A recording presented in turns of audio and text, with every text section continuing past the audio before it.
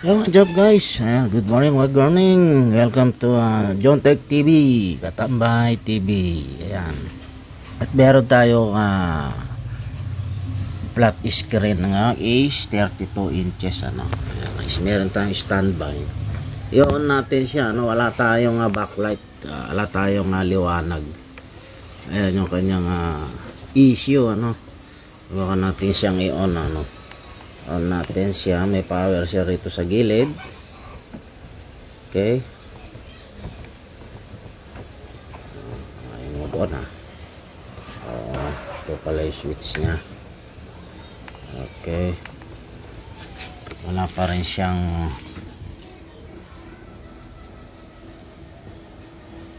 power. Yan, nag green na no?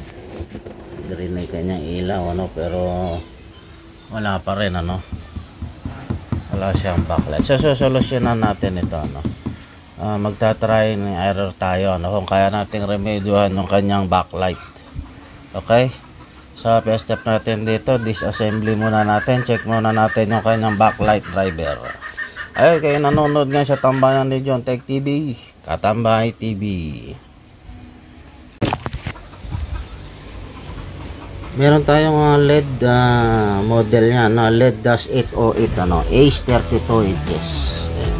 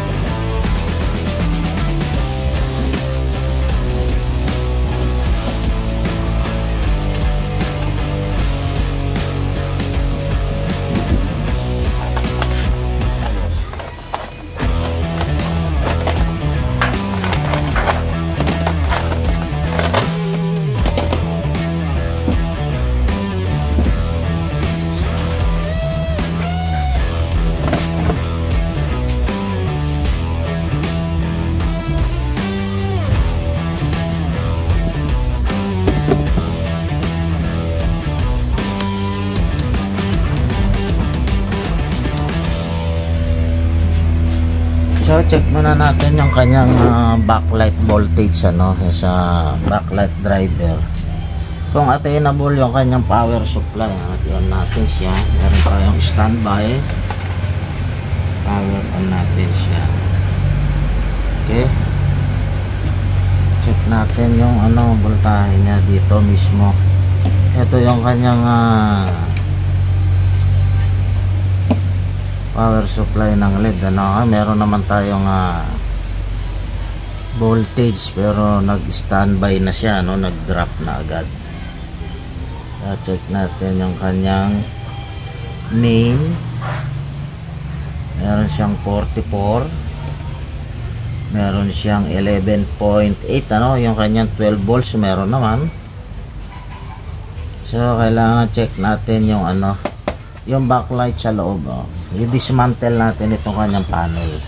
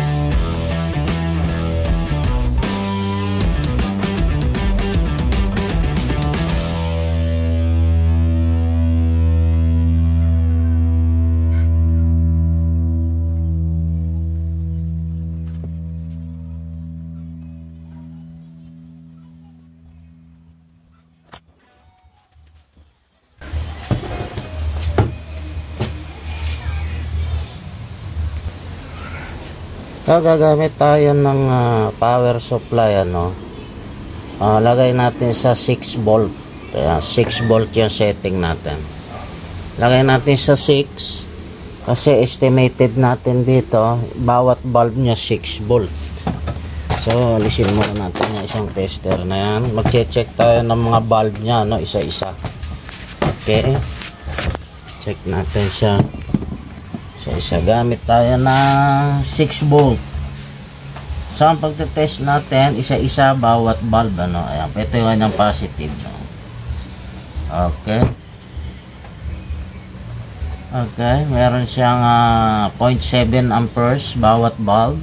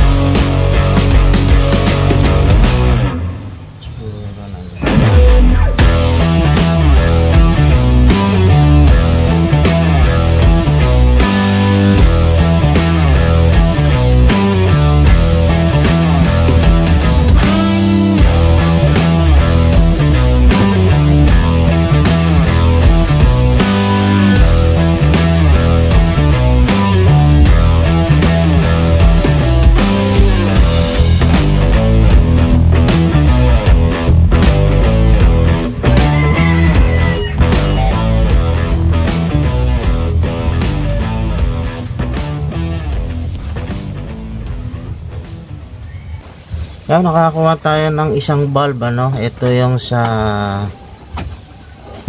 baba, ito yung sa taas. Ito.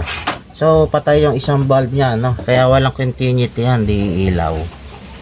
Ang test natin yan is isa-isa, no, by bulb. Loaded tayo 6 volts. Ayan, tingnan natin itong kabila. Buo itong kabila, ano. Load tayo 5 to 6 volt lang. Okay.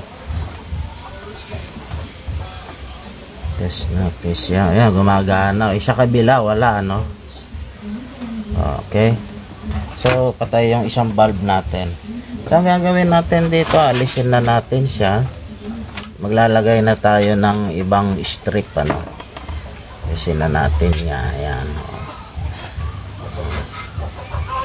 Pwede naman nating erekta ito, yung tinanggal natin, pero hindi, magkakaroon tayo kasi ng mapa, no. Mapapansin natin yung ating backlight, minsan may parting madilim, ano. Kaya maglalagay na lang tayo. Ayan, sandali lang naman yan. So positive doon, dito siya, no. Okay, test muna natin kung hindi shorted, ano, para umilaw yung ating, okay, hindi naman. Okay, bila, ayun. So ilalagay na lang natin na ganyan, lalagyan na lang natin siya ng pandikit, ano.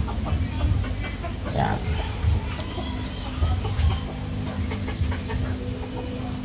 Meron tayong bulb na 6 volts. Yan.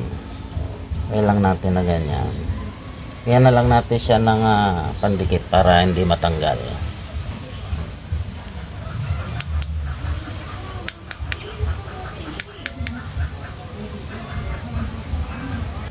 Kaya meron na tayong buong LED backlight, ano, at ipipix na lang natin yan para hindi gumalaw, ano. Okay, pwede na natin siyang i-assemble at magte-test tayo. So okay na mga katambay, ano. Ayan, no, meron na tayong buong backlight panel, ano. So ito yung pinalitan natin, ano, nagpalit tayo niyan. Tinungkab na natin, nagpatong tayo ng isang LED, ano. So assemble natin, test natin yung kanyang video performance.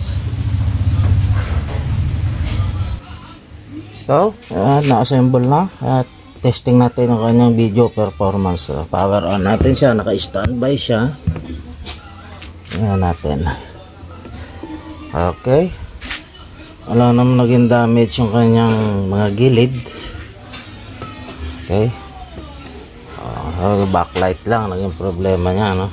Ay, maraming salamat mga katambay sa kasama nyo sa video ito, no? Kita-kita tayo sa susunod na video. It's all about electronics tutorial tips and solutions. Tayo nanonood niya sa Tambahan ni John Tech TV. Tambahan TV.